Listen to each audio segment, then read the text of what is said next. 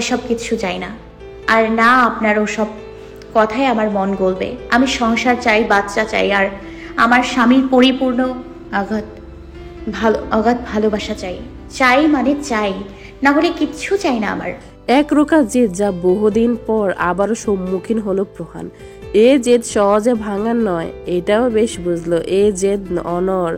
এই মেয়েটাকে তো সে আজ থেকে চেনে না, জন্ম থেকে চেনা। তার প্রাণ থেকে কিছু বলার আগে তড়িৎ পায়ে চলে গেল সে। এবার মাথা খারাপ হয়ে গেল প্রহানের। ওই মেয়ের যা রাগ জেদ, আজ কিছুতেই তার ধরা ছোঁয়ার কাছে আসবে না। শুধু আজ নয়, তার আত্মসম্মানে আঘাত লেগেছে। কদিন যে মেয়েটাকে কাছে পাবে না আল্লাহ জানে, কিন্তু এবার তা তো হতে দেবে না প্রহান। ওই মেয়েটাকে ছাড়া একদণ্ড চলবে না তার। তাতে কথা ভঙ্গ করে অবিশ্বাসী আর বেঈমান উপাধি যদি সারা জীবনও বয়ে বেড়াতে হয়, তবে তাই সয়ে নেবে সে। তবে ওই প্রাণটাকে ছাড়া এক রত্রিও চলবে না তার। কিন্তু এখন মেয়েটাকে মানানো সহজ হবে না। এত ভালো মানুষই কে দেখাতে বলেছিল তাকে? আসলে মানুষ ঠিকই বলে, থাকতে জিনিস মর্ম বোঝা যায় না। নিজের উপর ক্রোধে রুমের মধ্যে থাকা কাচের টেবিলটায় জোরে সোরে পা দিয়ে লাথি বসালো সে। সঙ্গে সঙ্গে ভেঙে ঝনঝন শব্দে চোরমার হলো তা। দোতলা বাড়ির কোনায় কোনায় হয়তো সেই শব্দ পৌঁছে গেল। প্রান্তির কানদয়ও বাদ গেল না। তবে নিজের রুমের দরজা লাগিয়ে খাটটি পিঠ ঠেকিয়ে অনর বসে রইল সে। সেকেন্ড পার হতে কেঁপে উঠল তার শরীর, ফুপিয়ে কেঁদে দিল সে। ফের বুবা কান্নায় ভেঙে পড়ল। নিজের জন্য এ কান্না নয়, রাগে যেতে সে আজ কখনোই ওই ঘরের আশপাশেও মারাবে না, আর না ওই মানুষটাকে নিজের কাছে ঘেঁষতে দেবে। মানুষটার যে আজ রাত তাকে ছাড়া নির্গম কাটবে এটা বেশ বুঝলো। তবুও সে কিছুতেই ও ঘরে যাবে না। যাবে না মানে যাবে না। অথচ ওই মানুষটাকে ছাড়া তারও আজ নির্গমে একটা রাত কেটে যাবে। কি করে থাকবে ওই মানুষটাকে ছাড়া সে? হু হু করে কেঁদে দিল প্রান্তি। উপাসের মানুষটাও তখন নিশ্চল দাঁড়িয়ে নিজের ক্রোধ নিয়ন্ত্রণ করার চেষ্টা করছে।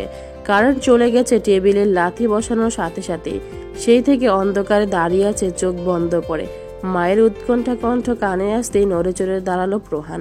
শব্দের উৎস পেয়ে তিনি এ ঘরে চলে এসেছেন। এই প্রহান, কি হয়েছে? আর এত জোরে শব্দ হলো কিসে? কি ভাঙলো রে? অন্ধকারে ডুবে প্রহানের দরজার সামনে এসে দাঁড়ালেন মাহবুবা বেগম। ফের উৎকণ্ঠা নিয়েই প্রশ্ন করলেন। প্রহান সেভাবে নিশ্চল দাঁড়িয়ে থেকে উত্তর দিল, তেমন কিছু না মা, আমি চলতে গিয়ে হাত লেগে হয়তো কিছু একটা ভেঙে গিয়েছে। অন্ধকারে দেখা যাচ্ছে না, কারেন্ট এলে আমি দেখে গুছিয়ে নেব। তুমি ভিতরে এসো না, কোথাও লেগে যাবে। যাও, আমি গুছিয়ে নেব। কারেন্ট যাওয়ার আগেই ভেঙেছে আর ছোটখাটো কিছু তো ভাঙেনি, এটাও বেশ বুঝলাম মাহবুবা বেগম। কিন্তু ছেলে কি কারণে রাগলো এটাই বুঝতে পারলো না। যতই রাগ হোক, প্রান্তির উপর যে ছেলেরা রাগ দেখাবে না এটাও তিনি জানেন। তবে হয়েছেটা কি? আর প্রান্তিও বা কোথায়? মেয়েটাকে কি তবে নিজের ঘরে ঘুমিয়ে পড়েছে? হয়তো তাই। তার ঘুমানোর ঠিক ঠিকানা নেই, তা নিয়ে প্রহানও দ্বিরুক্তি করে না। তবে ছেলেটার হলো কি? নাকি প্রহানের কথা মতো জিনিসটা এমনিতেই তার হাত লেগে ভেঙে গেছে? তবে বড় কিছু ভাঙ্গার শব্দ শুনলেন যে তিনি। বিভিন্ন কিছু ভাবতে ভাবতে নিজের রুমের দিকে চলে গেলেন মাহবুবা বেগম। যাবার আগে ড্রয়িং রুমে দাঁড়ানো উৎসাহিত হয়ে খবর জানতে চাওয়া মানুষগুলোকে বলে গেলেন, তেমন কিছু না, অন্ধকারে ওর হাত লেগে নাকি কিছু পড়ে গিয়ে ভেঙে গিয়েছে। গোটা দুদিন পরে প্রহানের রুমে এলো প্রান্তি। ভিতরে পা রাখতে কান্না ঠিকরে পড়লো তার। আজ দুদিনে এই রুমের মালিকের কাছে আসার জন্য ছটফট করছে সে। তবুও নিজের রাগ জেদ না কমাতে পেরে হাজারবার এগিয়ে এসেও পিছু পা চলে গেছে। একবার নির্লজ্জ সেজেছে মানুষটার কাছে, বারবার সাজাতে চায় না সে। মানুষটাকে ছাড়া আজ দুটো রাত নির্গম কেটেছে তার। দিনগুলো তো যেমন তেমনই পার হয়ে গেছে, তবে কতক্ষণে প্রচেষ্টার অটল থাকতে পারবে সে তার জানা নেই। আজ দুদিন বহু কষ্টে পার করেছে মানুষটাকে ছাড়া। এই দুদিন কত যুগ মনে হয়েছে তার, শুধু সেই জানে। সামনের সেকেন্ড মিনিটগুলো কিভাবে পার করবে সে আল্লাহ জানে। তবে যে মানুষ নিজে ভালো থাকতে চায় না, নিজে সুখী হতে চায় না, তাকে সুখ কুড়িয়ে দেওয়া প্রান্তিকে আপন ভালো পাগলেও বোঝে। সেখানে বুদ্ধিদীপ্ত মানুষ হয়ে তিনি যদি নিজের ভালো না বোঝেন, তবে থোড়াই না সেই দায় প্রান্তির। চোখ মুছে প্রহানের রুমের বড়সড় 3 পার্টের ক্যাবিনেটটার পাশে গিয়ে দাঁড়ালো সে। ক্যাবিনেট খুলতেই নিজের সাজানো গোছানো জিনিস আর জামা কাপড়ের দিকে তাকিয়ে ফের কান্নারা আরো একদল হাজির হলো তার গলায়। চোখ বেয়ে উপচে পড়লো নোনা জল। এই রুমে নিজের স্থায়িত্ব করে নিয়েছে সে কবে। নিজের প্রতিটি জিনিস গুছিয়ে নিয়েছিল নিজ অধিকার বোধে। নিজে গুছিয়ে নিয়েছিল ভুল, শুধু জিনিসগুলো এনে নিজের মতো করে রেখেছিল। আর এই থরে থরে সুন্দর মার্জিত রূপে সাজানো গোছানো জিনিসগুলো ওই মানুষটার। প্রান্তি যখন রুমে একা থাকতো অবাক হয়ে রুমের চারপাশটা খেয়াল করতো, কি সুন্দর আর কি সযত্নে মানুষটা তার জিনিসগুলো নিজ দায়িত্বে বোধে নিজের জামা কাপড়ের সাথে সাজিয়ে গুছিয়ে রেখেছে। শুধু জামা কাপড় বলে নয়, তার প্রতিটি জিনিস মূল্যবান জিনিসের ন্যায় সযত্নে গুছিয়ে রাখে মানুষটা। ক্যাবিনেটের উপরে থেকে ট্রলি ব্যাগটা পেরে সেই মার্জিত রূপে সাজানো গোছানো জিনিসগুলো ভেগে ঢোকাতে হাত কাঁপলো প্রান্তির, তবুও থামলো না সে। গুছিয়েই গেল, থাকবে না সে এই রুমে। যে রুমে তার মিছে মিছে অধিকার, সেই রুমে নিজেও থাকতে চায় না, আর না নিজের একটা জিনিসও রাখতে চায় না সে। অসভ্য লোকটা নিজে যা ভালো বুঝবে তার উপর আরো কারো বোঝা চলবে না। কারোটা না বুঝলেও তারটা বুঝতে হবে না হলে এই প্রান্তীয় ভালো মন্দ কিচ্ছু দেখবে না, বুঝবে না। অনর্গল চোখ মুছছে আর প্রহানকে একা একা বকতে বকতে জামা কাপড়গুলো টলিতে ভরছে প্রান্তি।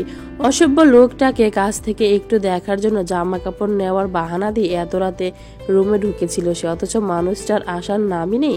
বউ নেই তো তার কি হয়েছে, বন্ধু রূপে আরো কত বউ আছে তারা সঙ্গ দিলে আর কি বউ লাগে? নাকি রাত হয়েছে, বাড়িতে ফিরতে হবে এটা মনে থাকে। মুখোমুখি যত ভালোবাসা দরদাস, প্রান্তির বাবাও এসেছে, রাতে থাকবে আরো একটা জলন মানুষটাকে দিয়ে, তারপর এই ঘর থেকে বের হবে সে। রাত 10টার কিছু সময় পর ফিরল প্রহান। রুমে ঢুকতে চোখ জুড়িয়ে বক্ষ পিঞ্জর শীতল হয়ে এলো তার। ছোট ছোট ফুলের কালো লেডিস লং টি শার্ট, সাথে কালো প্লাজো পরা, সাথে গলায় দুপাশ দিয়ে ওড়না ঝোলানো। এই প্লাজো নামক 4 বিঘা জমির সামিয়ানা গুলো তার একটুও পছন্দ নয়। হাজার নিষেধ করেও প্রান্তিকে না পড়া থেকে মানাতে পারল না। তপ্ত দীর্ঘশ্বাস ফেলল প্রহান, মেয়েটাকে নিরোগ ধরে দেখল। পাক্কা 2 দিন পরে প্রান্তির সাক্ষাৎ পেল প্রহান। আজ 2 দিনে পাগল প্রায় সে। নিজের বাহিরের খোলাসায় সে পাগলামোটা কেউ না বুঝতে পারলো, তার ভিতরে যে আজ 2 দিন কি চলছে সেটা শুধু সেই জানে। সে দিন রাতে প্রান্তিকে গিয়ে ডেকেছিল, সে সাড়া দেয়নি মেয়েটা। মনে হয়েছিল দরজা ভেঙে ফেলে মেয়েটার কাছে যেতে, কিন্তু চোটপাট প্রহানের স্বভাব নয় বিদায় সে রাতে চলে আসতে হয়েছিল তাকে। তার পরের দিন থেকে মেয়েটার লুকোচুরি খেলা শুরু হলো, তাকে যত সম্ভব এড়িয়ে, তার থেকে আড়ালে থেকে, এমনকি কলেজেও যায়নি, ফোনও বন্ধ রেখেছে। আজ 2 দিন শত চেষ্টা করেও মেয়েটার কাছে ঘেঁষতে পারেনি প্রহান, আর না পেরেছে মেয়েটার সাথে একটু কথা বলতে, তাকে এক পলক দেখতে। প্রান্তীয় প্রহানের আগমন টের পেল, ভেতরে ভেতরে মন কেঁপে কেঁপে উঠল, দুর্বল মন জনান দিল মানুষটাকে একটু দেখার, একটু ছোঁয়ার, তবে মস্তিষ্ক আর তা সায় দিল না। রাগে বেগের চেন আটকালো জোরে সোরে। এত সময়ে হুঁশ ফিরল প্রহানের, মেয়েটা কোথায় দাঁড়িয়ে আছে আর কি করছে, নিজের জামা কাপড় কেন টলিতে গোছালো প্রান্তি? প্রশ্নটা মাথায় আসতে সময় নিল না প্রহান। দরজার ছিটকিনি লাগিয়ে সামনে এগিয়ে প্রান্তির কাছাকাছি গিয়ে দাঁড়ালো, গম্ভীর গলায় জিজ্ঞেস করলো, ব্যাগ কেন গুছিয়েছিস? বিষযুক্ত পিঁপড়া কামড়ানোর মতো কামড়ে ধরল প্রান্তির কলিজা। মনে হলো কতদিন পর মানুষটার কণ্ঠে কথা শুনল সে। মন দুর্বল হয়ে পড়ল, তবুও নিজেকে যত সম্ভব কঠিন রেখে শান্ত গলায় উত্তর দিল, ও বাড়িতে যেতে চাই, বাবা এসছে, কাল বাবার সাথেও বাড়িতে গিয়ে কয়েকটা দিন থাকবো, তাই গুছিয়েছি।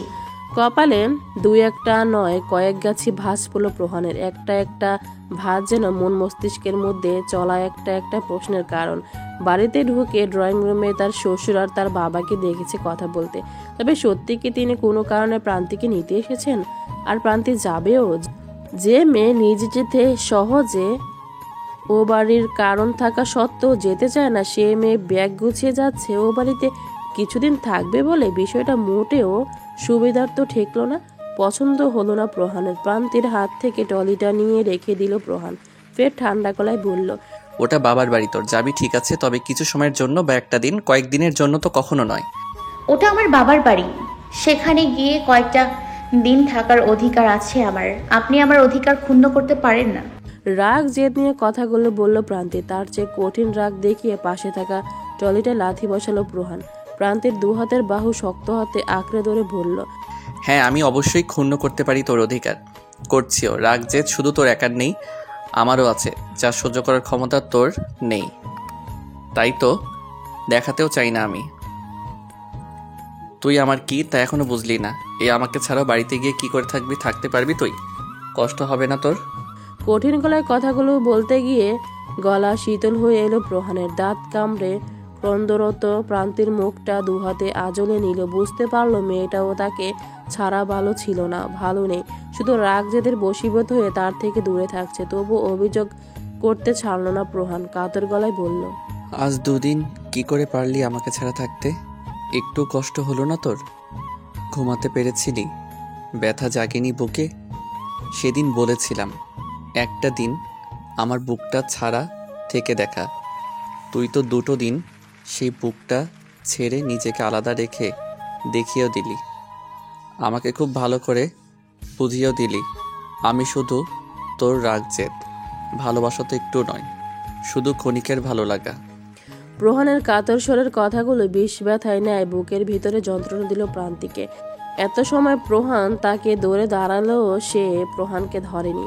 তবে প্রহানের অভিযোগে ভরা কাতর স্বরের কথাগুলো শুনে আর রাগ জেদ বজায় রেখে দূরে থাকতে পারল না সে। দুহাতে প্রহানের কোমরের দুপাশের শার্ট খামচে ধরে প্রহানের খুব কাছাকাছি দাঁড়ালো। গলা দিয়ে কথা বলতে গিয়ে বুঝলো কথা তার বের হচ্ছে না, বিদায় ঘন ঘন মাথাটা এদিক ওদিক নাড়িয়ে বোঝাতে চাইলো, আপনি যে অভিযোগনামাগুলো করছেন সব ভুল। আমি আপনাকে ছাড়া আজ দুদিন মোটেও ভালো ছিলাম না, আর না আপনি আমার রাগ জেদ। তবে কথাগুলো দলা পাকিয়ে গলাতেই আটকে রইল, তা আর মুখ ফুটিয়ে বের করতে পারল না। প্রান্তের কথাগুলো না বলা সত্ত্বেও প্রহান হয়তো তার মুখভঙ্গি এদিক ওদিক নাড়াতে দেখে বুঝতে পারল। তবুও ফের অভিযোগ নিয়ে বলল, কি না বোঝাতে চাইছিস? তুই থেকেছিস তো আমাকে ছেড়ে, আবার দূরে যাওয়ার প্রয়াসও করছিস। তুই যা চাইছিস তবে তাই হবে। তবুও আর একটা দিনও আমাকে ছেড়ে থাকতে দেওয়া সম্ভব নয় তোকে। তোর সংসার চাই, বাচ্চা চাই, স্বামীর পরিপূর্ণ ভালোবাসা চাই, তাই তো? তবে তোর চাওয়ায় পরিপূর্ণতা পাবে। চলে যাওয়াটা তো মিছিমিছি ছিল, সেটা নিয়ে মানুষটা এত সব ভয়ঙ্কর কথা বলবে এটা ভাবনাতেও কখনো আসেনি প্রান্তির। মানুষটা তাকে সামান্য কাছে না পাওয়া নিয়ে এত ডেসপারেট। মানুষটা তাকে খুব ভালোবাসে, প্রান্তি এটা জানে, তাই বলে এতটা নিগাড় গভীর তার ভালোবাসা এটা প্রান্তিক জানা ছিল না। মাত্র দুটো দিন তাকে কাছে পায়নি, দেখতে পায়নি বলে এত তাণ্ডব, এত অভিযোগনামা। যদিও সেও কষ্ট পেয়েছে, তবে মানুষটার অসহায় নজর, কাতর গলা বলে দিচ্ছে তার থেকেও কোনো অংশে মানুষটা তাদের এই দুটো দিনের বিচ্ছেদের বিরহ বিষ নামক ব্যথা কম উপভোগ করেনি, বরং মানুষটার কাতর গলার অভিযোগনামাগুলো বলে দিচ্ছে তার দ্বিগুণ থেকে কষ্টটা মানুষটা পেয়েছে, অথচ এই মানুষটাকে কষ্ট দিতে চায়নি। এবার ফুপিয়ে কেঁদে দিল প্রান্তি। সে জেনে বুঝে মানুষটাকে আবারও কষ্ট দিয়ে ফেলল। যদিও কথা গলা দিয়ে বের হতে চাইল না, তবুও কান্না গলায় থেমে থেমে প্রান্তি বলল,